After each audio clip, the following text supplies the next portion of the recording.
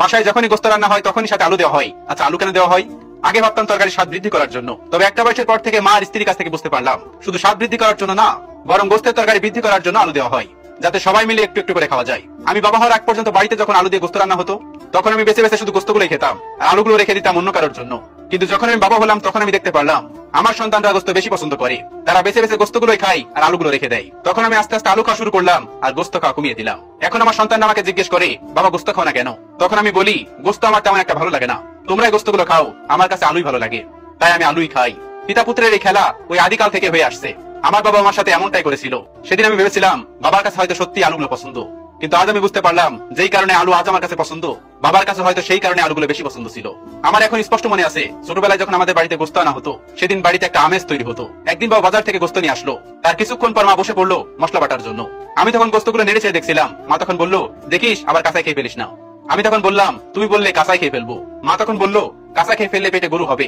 আমি তখন বললাম, তাহলে তো আরো ভালো, সেই গরুটা বের করে জবাই করে প্রত্যেকদিন গরু গোস্ত খাবো। আমাদের কাণ্ড কারখানা দেখে বাবা ওখান থেকে মুসকি মুসকি হাসে। আমি সবেমাত্র তখন গুনতে শিখেছি। গোস্তগুলো এক পিস করে গুনলাম, মাত্র 15 পিস হলো। আমি বাবাকে গিয়ে জিজ্ঞেস করলাম, বাবা আজ গোস্ত এত কম কেন? বাবার মুখটা মলিন হয়ে গেল। তার একটু পর বাবা বললো, আজকের গরুটা খুব ছোট, তাই গোস্ত কম হয়েছে।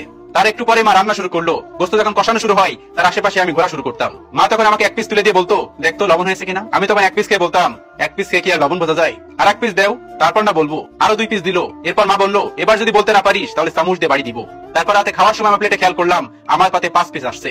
ওই যে বললাম সবেমাত্র গোনা শিখেছি, তাই সবকিছুই গুনতাম। তখন মা মাখিয়ে মাখিয়ে আমাকে খাইয়ে দিল। আমি খেতে খেতে বললাম, মা সকালেও আমি কিন্তু গোস্ত দিয়ে খাবো, মনে থাকে জানো। আমি মাংস দিয়ে অনেক মজা করে খেতাম। মা এটা দেখে অনেক খুশি হতো। পরদিন সকালবেলা আমাকে আরো 5 পিস দেওয়া হলো। আমি মজা করে খেলাম। তারপর আমি যখন বুঝতে শিখলাম, অঙ্ক করতে শিখলাম, সেই দিন আমি একটা অঙ্ক করলাম, সেই গরুর গোস্তের অঙ্কটা। বাবা 15 পিস মাংস এনেছিল, আমি কষানোর সময় 3 পিস খেলাম, রাতে খেলাম 5 পিস, সকালে খেলাম আরো 5 পিস, মোট 13 পিস। তারপর আমি খেয়াল করে দেখলাম আর মাত্র 2 পিস ছিল। সেই 2 পিসের 1 পিস হয়তো বাবা খেয়েছিল আর 1 পিস হয়তো মা খেয়েছিল। আবার এমন হতে পারে 2 পিসই মা বাবাকে খাইয়ে দিয়েছে, মা খাইনি, শুধু আলু আর ঝোল দিয়ে ভাত খেয়েছে। আজব এক ক্যারেক্টার বাবা মা, কখনো নিজেদের কথা ভাবে না, সবসময় সন্তানদের কথা ভাবে, সন্তানদের কথা চিন্তা করে। মা তোমরা একটু স্বার্থপর হতে পারলে না? তোমাদের মতো করে আমরা তোমাদেরকে ভালোবাসতে পারি না। আমরা তোমাদেরকে বৃদ্ধাশ্রমে রেখে আসি। বাড়ির সব থেকে ছোট ঘরটা তোমাদের জন্য বরাদ্দ থাকে। শুনেছি ছোটবেলায় যখন সন্তান ছোট ছিল তখন প্রস্রাব করে বিছানা ভিজিয়ে ফেলতো। মায়েরা তখন ভিজে জায়গায় শুয়ে সন্তানদেরকে শুকনা জায়গায় শোয়াতো। কিন্তু আজকে এই সমাজে খুঁজলে পাওয়া যায় সন্তানদের ঘরে নরম বিছানা, তবে মায়ের ঘরে নরম বিছানা না। আমরা খুবই স্বার্থপর।